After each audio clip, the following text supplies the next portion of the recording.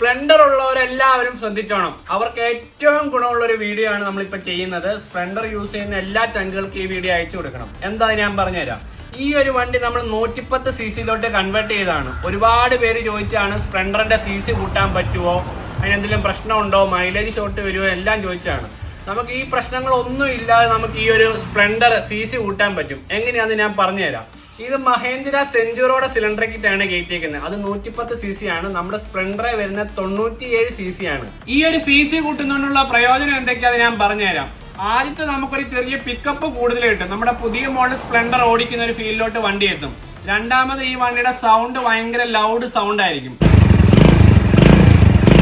മൂന്നാമതുള്ളതെന്ന് വെച്ച് കഴിഞ്ഞാല് നമുക്ക് അത്യാവശ്യം ഒരു ടോപ്പ് എൻഡ് കയറണലൊക്കെ ബെസ്റ്റ് ആണ് ഈ ഒരു CC കൂട്ടുന്നതുകൊണ്ട്. അപ്പൊ ഇത്രയും ഗുണങ്ങളുണ്ട്. ഇതിൽ മൈലേജ് ഷോട്ടോ വേറെ കംപ്ലൈന്റോ കാര്യങ്ങളോ ഒന്നും ഉണ്ടാകില്ല. അപ്പം ഇതുപോലത്തുള്ള വീഡിയോ കാണാൻ നമ്മളെ ഫോളോ ചെയ്യുക, സപ്പോർട്ട് ചെയ്യുക. Okay, thank you.